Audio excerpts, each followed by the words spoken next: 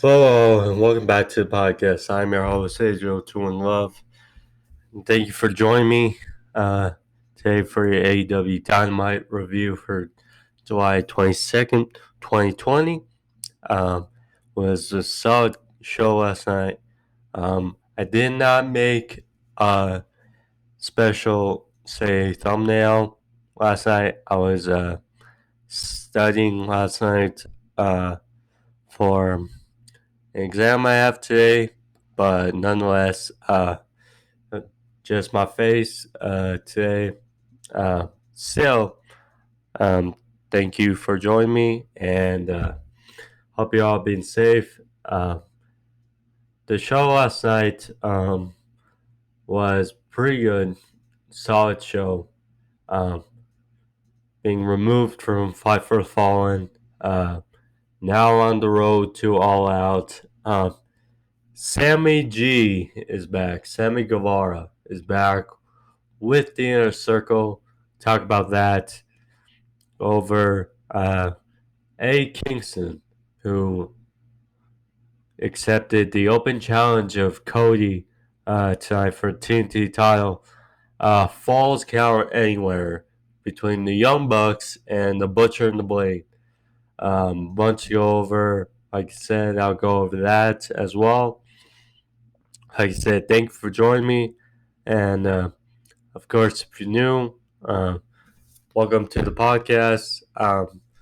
Like and subscribe. Otherwise, or you can also click the bell to see my notifications when I'm on.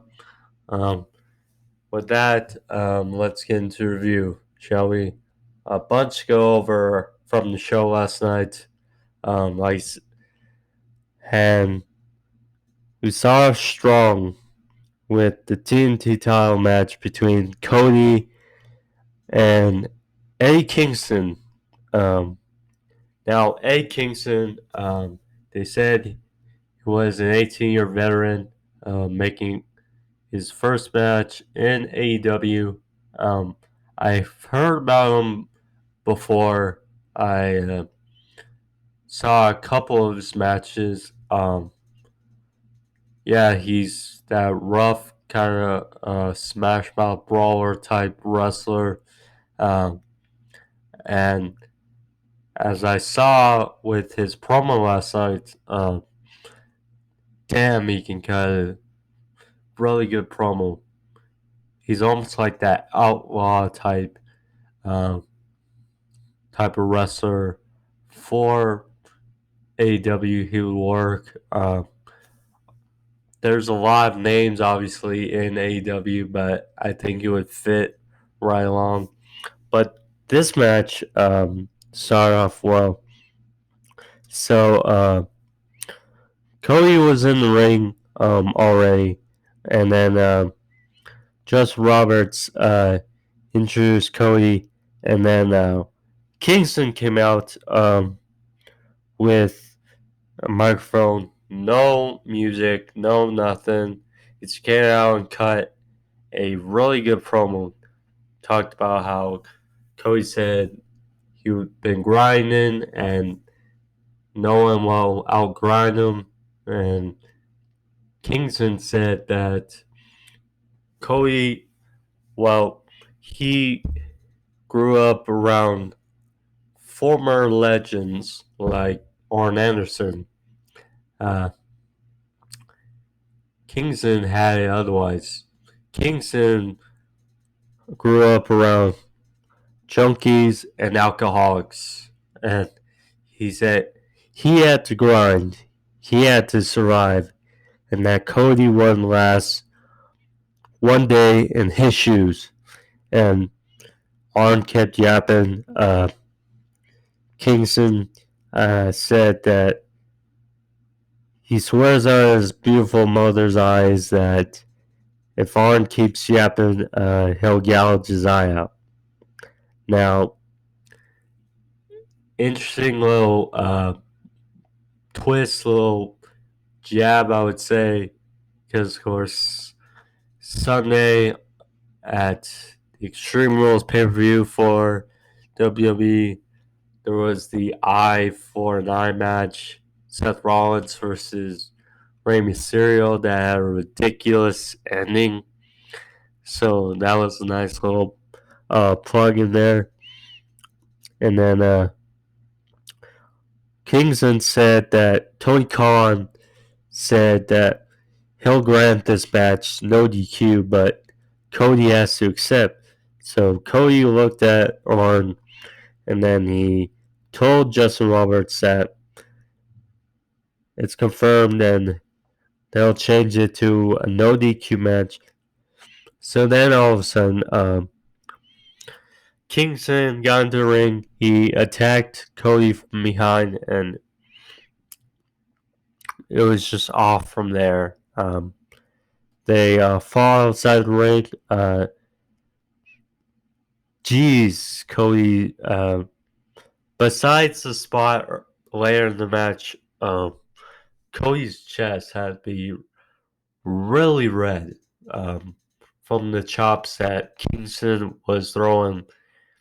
These guys were exchanging chops. Cody took off his weight belt, but Kingston actually hit him with the weight belt. And geez, this match was brutal, I would say. And then Kingston exposed the concrete on the outside. He got backdropped off on it for his efforts. And then most of the story, this match, because I didn't really notice at first, but Kingston landed on his knee when he landed on the concrete, and that was pretty much the story of the match, hindering Kingston's knee. So Cody was obviously going after it, and so after that, Kingston actually hit a little blow because of course no DQ, and they looked at Arn, and then he delivered a DT to Cody while Arn was looking. And then they were exchanging strikes in between, and then Kingston went in the ring and got out a bag of tacks, thumbtacks, from out of the ring, and they poured them in the ring, and then Cody, after he went for a vertebreaker, Kingston, he delivered a powerbomb to Cody onto the tacks, which was brutal. And then Cody got fired up.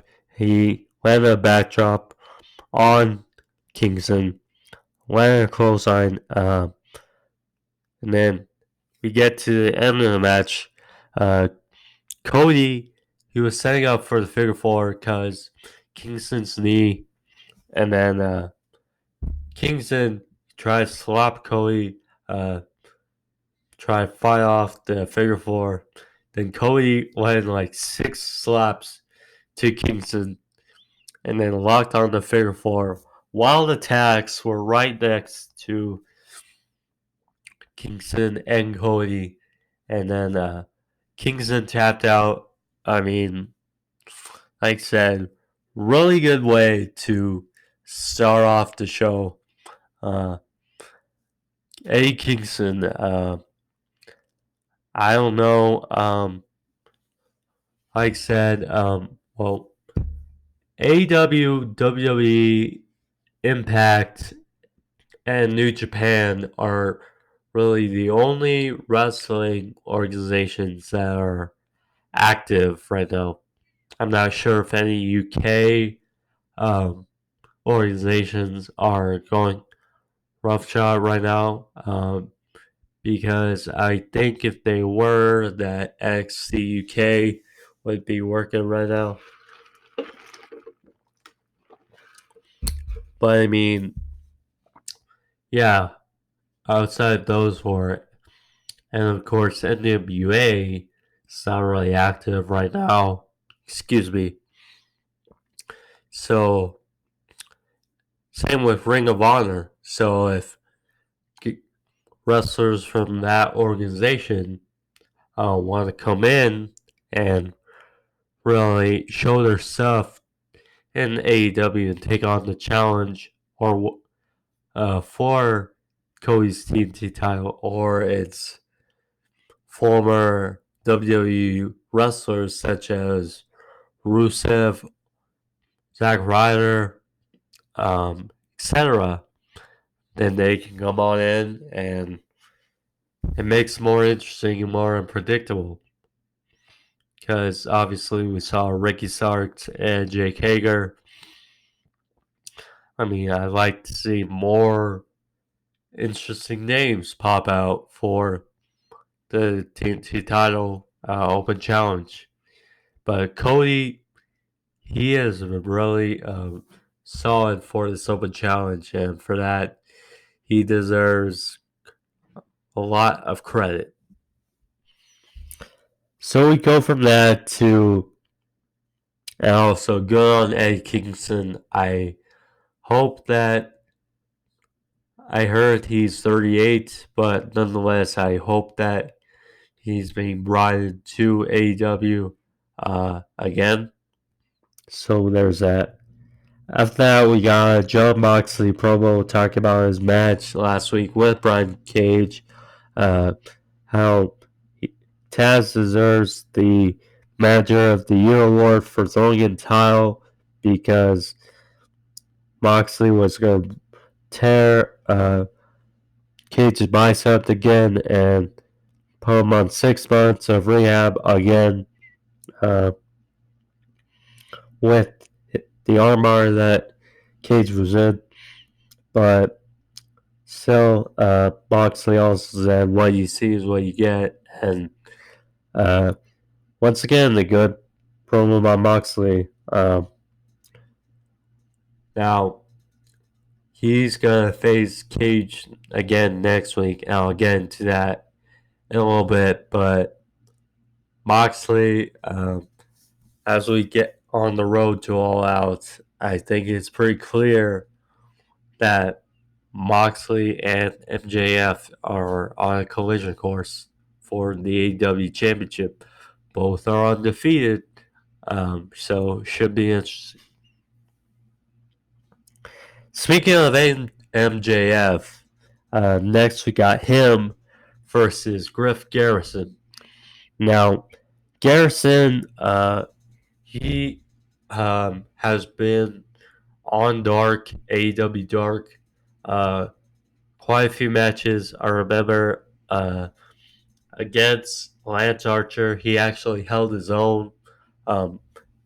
He kind of reminds me of, say, Matt Riddle or Edge in that type of look. But yeah, Griff Garrison, he definitely has the look. He has good ring skills. I would like to see him. Well, he's one of those like developmental acts. So maybe in the future he gets a gimmick and is featured more prominently. But so far he's impressed. So far, despite this being a short match, a squash match, in which MJF, he knew he was gonna win. He was bragging to Griff Garrison before the match that he's undefeated. That he was getting Garrison's name wrong. And then he hit him with the microphone to start the match. Again, wasn't much. Was a short match, and then MJF hit the Heat Seeker pile driver. For the win. I mean, it's not really a coincidence, I would say, that MJF's match came after Moxley's promo. And of course, both are undefeated, like I just said. So, MJF, soon one of the best parts of AEW. Uh, really good heel, only 24 years old. He's going to be the AEW World Champion sooner rather than later. And I can't wait for that feud. After that, we had an update on Britt Baker. They looked to be, Tony Schiavone was in the back with Reba. They looked like they were in the locker room area, and Schiavone was trying to get in word in with Reba or Reba Rebel, whichever her name is, on Britt Baker. And then they went to where a room that Baker was in. She was obviously in her wheelchair. Baker, she was next to a bunch of slides, paper, as usual, talking about the rules. Never count out a role model. Then she started comparing herself to Rocky, Michael Jordan, trying to compare herself to the greatest comebacks of all time, talking about how she'll be back at All Out. I assume that's what she said initially when she was injured just with her leg. But I mean, the AEW Women's Division, as we know it, it's the Achilles heel of the company. And of course, as we know, with the restrictions and Britt Baker and Chris Statlander both still out with injuries, it should be interesting to see where they go for with the AEW Women's title picture for All Out. So, still not sure. I mean, Nyla Rose, yes, she has Vicky Guerrero as her manager. Maybe they do a rematch. I mean, they've been feuding Britt Baker with Big Swole, so I'm still not sure where they all fit. Maybe it's a fatal four-way at All Out. I'm still not sure, but Britt Baker at the AEW Women's Division can certainly use her right now. And hopefully she's better in the ring. I still don't get how, her boo, Adam Cole, should definitely be helping. Well, she's injured, but I bet he's giving her tips still on improvement and how to get better in the ring. So we'll see on that when she returns to the ring. After that was a short promo by Taz with Brian Cage, explaining about his decision to throw the towel last week for Brian Cage against Moxley in their match. Explains that it's been rough for both of them, saying how Cage almost fired him. And I noticed that on the other day that Brian Cage actually tweeted out that he was thinking of firing Taz, and then Lance Archer actually replied saying, well, you need Taz to pick up scraps when, or throw the towel in when he's bashing his head in. So that would be an interesting match, I would say. Lance Archer versus Brian Cage. Sign me up. But again, this promo, West has explaining his decision, how cooler heads have prevailed. Short promo, and then all of a sudden Darby Allin came out, who was blindsided by Ricky Starks. And for those who don't watch Dark, AEW Dark, on Tuesday nights, and they also showed it, that Ricky Starks and Brian Cage have kind of been agreement on new allies under Taz's management. So that's interesting. So afterwards, Cage, he delivered a couple power bombs to Darby, threw him in the ring. Looked like he was about to attack him with Darby's skateboard, but out come Joe Moxley with a barbed wire baseball bat, fended off Brian Cage and Ricky Starks. And next week, we got a tag team match between the four, Moxley and Darby versus Ricky Starks and Brian Cage. That should be interesting. So they announced that for the summer, or later in the summer, there'll be a women's tag team cup. There'll be 8 teams of women in a tournament, so tag team tournament. So, I mean, that's a iffy decision. What I think, well, I mean, they could bring in women's wrestlers from Ring of Honor, from NWA, wrestlers that are currently not wrestling due to their organizations not being running right now. So they have a few ways they could go about it. So we'll see about that. So after that, there was a short interview of the Inner Circle backstage.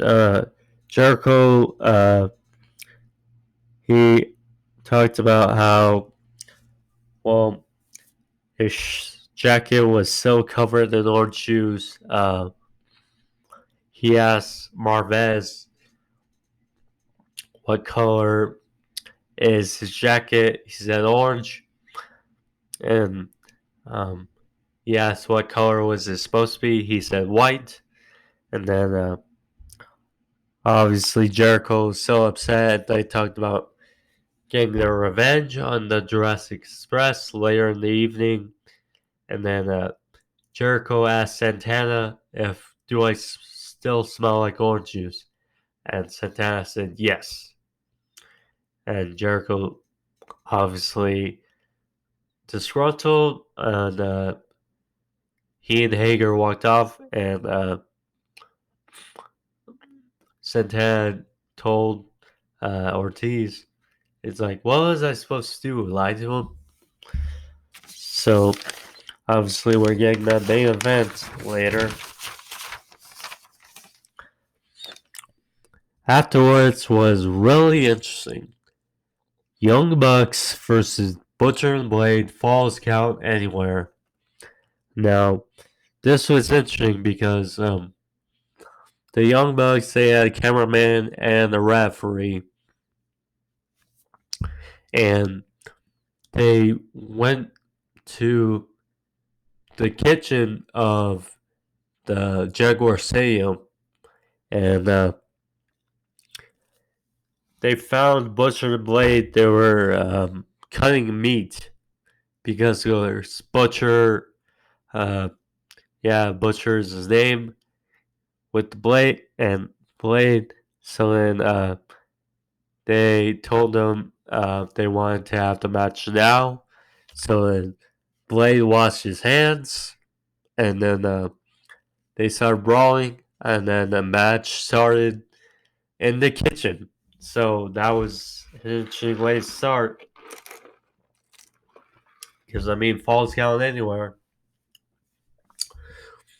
So this was all over the place. It started in the kitchen, went to the concourse, around the stage area. This was just all over the place. So after they fought in the kitchen, they went up to the concourse. There was a couple. Okay. Sorry about that. One sec. Matt, there was a big truck, and then full of, I would say, boxes, and then Matt was thrown into a truck by Butcher and Blade, which was a truck apparently with the Young Bucks faces on it, and they actually threw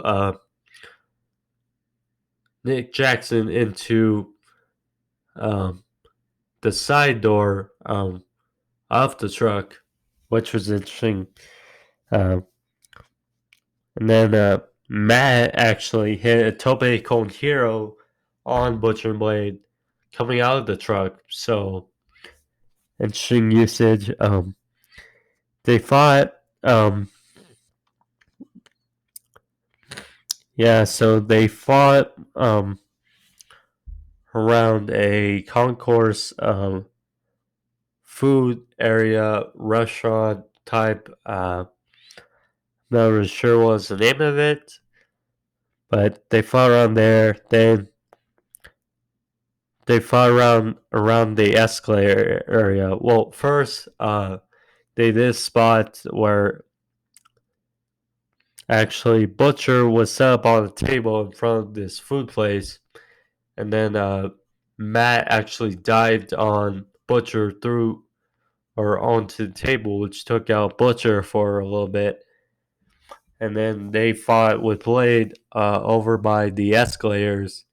They actually had a super kick party onto Blade. And then as they go to the commercial, Blade was on the escalator and he was actually going up in the distance. And that was kind of a funny spot.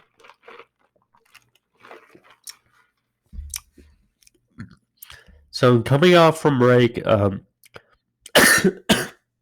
excuse me, they're fighting with Butcher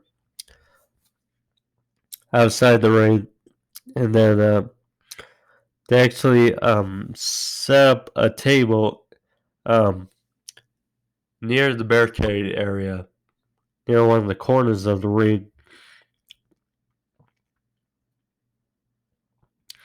And so Blade, he actually arrived with a chair and hit both Matt and Nick with the chair.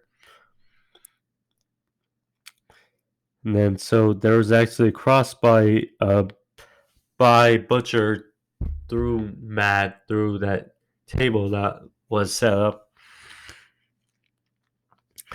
There was a powerbomb neckbreaker combo by Matt, or on Matt by Butcher and Blade on the ramp. Actually, before that, Blade actually went for a Con Hero on the outside on Matt by a table that was also set up outside the ring, but he missed everything, which was a brutal spot. Anyway, so they hit serial super kicks on Matt, or excuse me, on Butcher and Blade.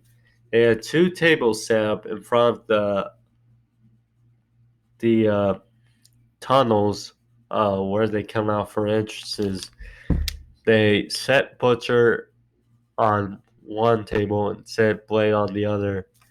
Both Matt and Nick went on top on the tunnel areas spots and both hit big splashes. While Nick actually hit a senton through, I believe, Blade. They both pinned Butcher and Blade. Excuse me, and they won a very good Falls Count Anywhere match. Now, after the match, it was interesting. They were getting assaulted by, or excuse me, they were getting assaulted, and then FTR showed up and sort of fended, or oh wait, that was not till later. Excuse me, I was jumping ahead. So this was interesting. So afterwards, there was a short kind of interview of Lance Archer. So Marvez was actually looking for Archer and Jake Roberts. They caught him, and then Archer he dragged Marvez into a locker room, and then Archer was just taking out these guys left and right. He just tossed them around in the locker room. He actually took one of the guys. He shoved him up to the ceiling, and his head went through the ceiling. That was brutal. And then he threw another guy in the trash while Roberts was doing some narrating, basically. I mean, Archer, well, that was basically it. Archer, where does he go for All Out? I'm not sure. He's just one of the best parts of AEW. Um, I hope he's on All Out. I'll assume so. Where does he fit? I'm not sure, but I would love to see a match with him. And I'm not sure, but I mean, well, MJF should take the title from Moxley, but if it wasn't MJF, I would love to see Lance Archer. That's what I would want to see.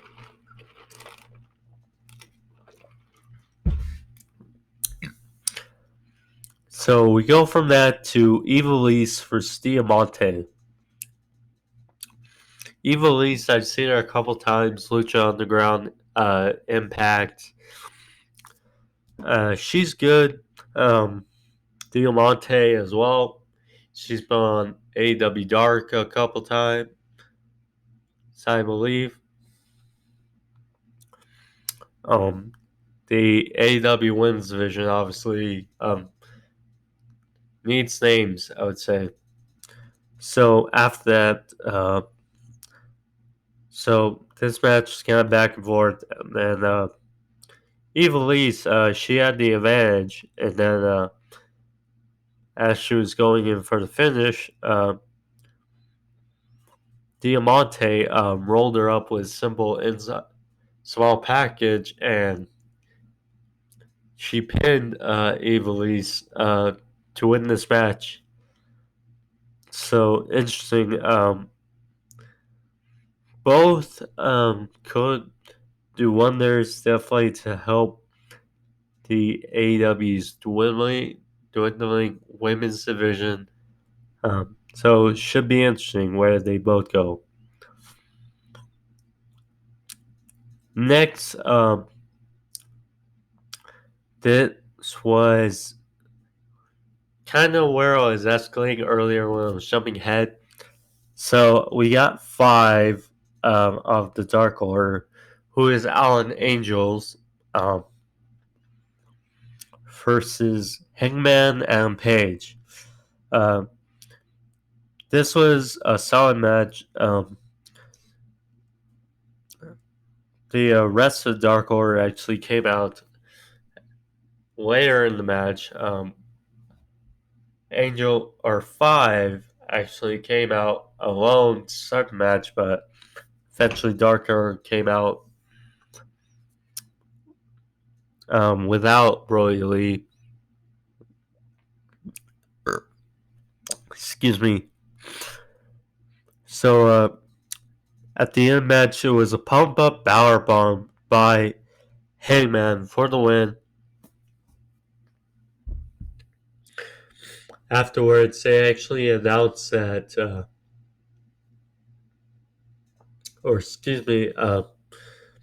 Brody Lee actually made a pitch to Hangman to join the Dark Order, and then, he came out with Colt Cabana, and then afterward, when Hangman denied his offer, Brody Lee took Colt Cabana to the back, and then Evil Uno, along with the rest of Dark Order, attacked Hangman.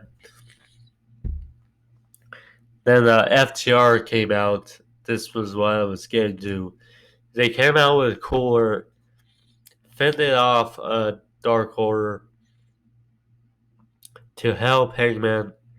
Then Kenny came out later.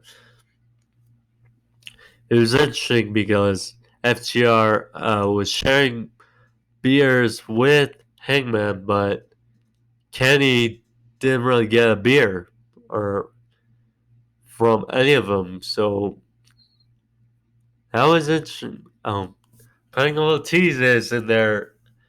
Kenny eventually should turn heel. The question is when. I'm not sure. Maybe next week. They actually announced some solid matches for next week. So it'll be Hangman and Omega against Evil Uno and Sue Grayson of the Dark Order for the AEW World Tag Team titles. That should be interesting. Do we get Omega's heel turn then? Because I know this match was probably going to take place months ago before this restrictions or pandemic started, and Dark Order was hot with the number one contenders, but restrictions dwindled the process in progress. Now they're getting their shot. Do they win it? I would like to see, but we'll have to see. Because, this match, maybe it's a rematch at All Out. I'm not sure. We'll have to see, but who knows? Either way, I can't wait to see. Next, we had Hikaru versus Diamante, who beat Ivelisse next week. Or beat Ivelisse earlier. We get those two facing each other next week. And of course, we got Moxley versus Allen Allen versus Brian Cage and Ricky Starks, all next week. Should be interesting. After that, we got the main event, Jurassic Express versus Jake Hager and Chris Jericho. This was a pretty good match. Not as good as the opener, I would say, or the Falls Count Anywhere, but this is pretty good.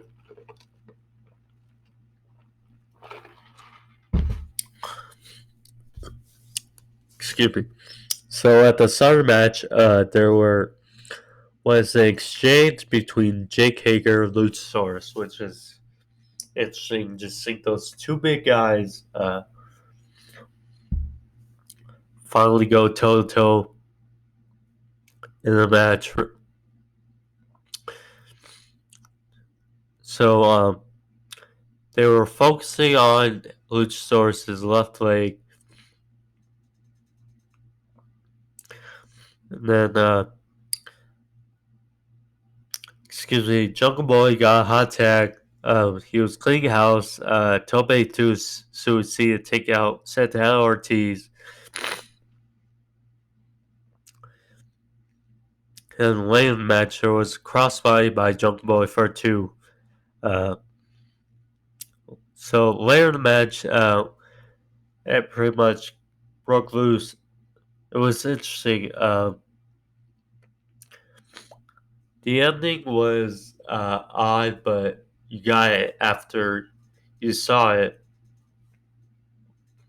So Serpentico was in the crowd, and Jericho had Luchasaurus up against the ropes, and Serpentico, while the referee wasn't looking, hit Jericho or Luchasaurus in the back with the bat. And then Jericho hit the code breaker on Luchasaurus for the win. Soon afterwards, Serpentico, he attacked or helped the Inner Circle attack Jurassic Express and Okay, I'm just gonna say Sammy Guevara. He hit a beautiful shooting star on Luchasaurus. He took off the mask and revealed himself as Sammy Guevara. So that was interesting. Then Best Friends and Orange Cassidy both came out to save Jurassic Express. And then afterwards, they announced that the Inner Circle will face Jurassic Express, Best Friends, and Orange Cassidy all next week. So should be interesting. The show of AEW was very good last night. Very good. After Fight for a Fallen, I mean, first, as we transition to All Out in 1 month, or wait, yeah, it's 1 month because it's at the start of September. So it should be interesting. But this show was fun, and we got 4 really good matches next week. So I can't wait for that. Plus, of course, another Cody TNT title defense. So yeah, AEW is stacked for next week.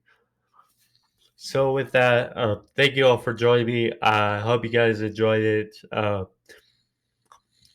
Thank you. Obviously, I'll be back tomorrow for my NXT review. It was a solid show as well, but AEW tonight, or last night, was very good. Hope you guys enjoyed the review. I am AJ2 in Love. Like and subscribe. And thank you all. See you all tomorrow.